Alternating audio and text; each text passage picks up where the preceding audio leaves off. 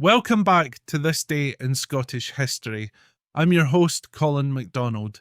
Today we journey back to October 28th, 1854, to Dunkeld, Scotland, where a fascinating yet often overlooked figure in Jacobite history, Charles Edward Stuart, Count Roehenstart, met his end.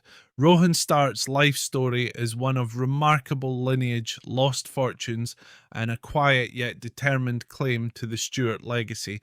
Charles Edward Augustus Maximilian Stuart, more commonly known as Count Roehenstart, was born around May 1784 in Paris, to a heritage that tied him to one of the most romanticized figures in Scottish history.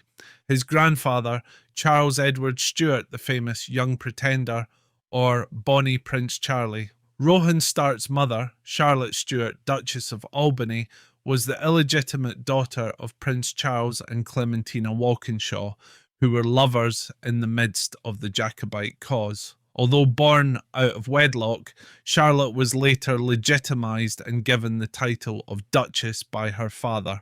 The name Roehenstart itself reflects Charles Edward's complex heritage. It's a blend of Rohan from his father, Prince Ferdinand de Rohan, and Stuart, and homage to his mother's royal lineage. Given the politics and sensitivities of the time, it was wise for the young Charles to bear a name that nodded to his roots without fully revealing them. From an early age, Charles Edward Roehenstart's life was marked by displacement and a struggle for security. After his mother Charlotte's passing in 1789, he was raised by his maternal grandmother, Clementina, who moved to Switzerland. Following her death in 1802, Roehenstart was left with a significant inheritance, though that too would soon be lost in the turbulent financial world of the early 19th century. He pursued his education in Germany, supported by his father, but the French Revolution and Napoleonic Wars created further instability in his life. Roehenstart's journey took him to the courts of Europe, where he sought to establish a career as a soldier. He briefly served as a commissioned officer in the Russian army, rising to the rank of lieutenant colonel before leaving in 1806. His life story paints him as a man constantly in search of stability and recognition, yet one beset by ill-fated attempts and, at times, star-crossed romances. He once fell in love with the sister of an heiress intended for him, a costly emotional blunder, as it turned out. These personal misfortunes were compounded by financial ruin. He faced bankruptcy when his Russian banker defaulted and his inherited investments in London were lost due to a financial collapse. Undeterred by these setbacks, Roehenstart set sail for America in 1811, hoping to reclaim some of his fortune from a former business partner who had fled to Philadelphia. During his time in the United States, Roehenstart lived an adventurous life and built connections in high society, although ultimately his quest to recover lost wealth proved unsuccessful.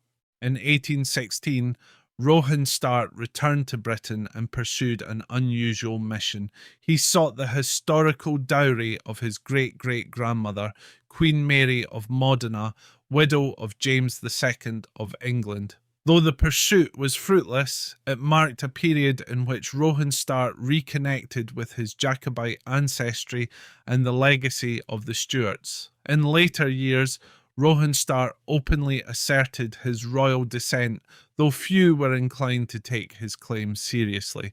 He laid a passive claim to the Jacobite succession, but never took active steps to restore his family's lost throne.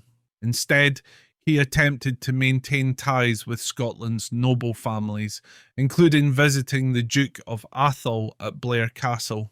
Though he travelled across Europe, his life remained tinged with tragedy and loss. His first marriage, to Maria Antonietta Sophia Barberini, ended in heartbreak with her untimely death. His second marriage, to Louisa Constance Bouchier Smith, brought some companionship but no children, leaving him the last of his line. He settled in Paris but continued to visit Scotland in his later years, perhaps in search of the connection that the land of his grandfather held for him.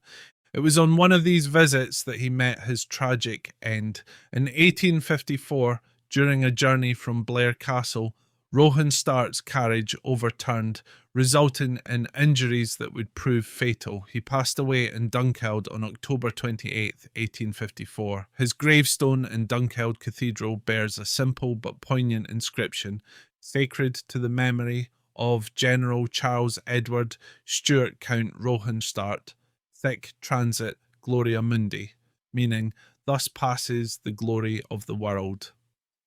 In death, as in life, Roehenstardt's story remained one of quiet perseverance. He held on to his identity and his heritage, embodying the enduring allure of the Jacobite legacy, even if it was as an obscure claimant rather than a powerful pretender. Roehenstardt's life speaks to the broader story of the Stuarts, who, despite their dreams of restoring their throne, found themselves scattered, impoverished, and reliant on the kindness of others. In the 20th century, Roehenstardt's forgotten story was uncovered by historians who examined his surviving papers and letters. His life, while largely overshadowed by his more famous ancestors, offers a unique window into the afterlives of the Jacobite cause and the personal toll that being royal in exile could exact. As we remember Count Roehenstart on this day, October 28th, we also reflect on the final echoes of the Stuart legacy. Though his claim to the throne was only ever a distant hope, his life captures the quiet persistence of a family whose story has left an indelible mark on Scottish history. Thank you for joining us for This Day in Scottish History. I'm Colin MacDonald. Tune in tomorrow for more captivating tales from Scotland's past. Haste ye back.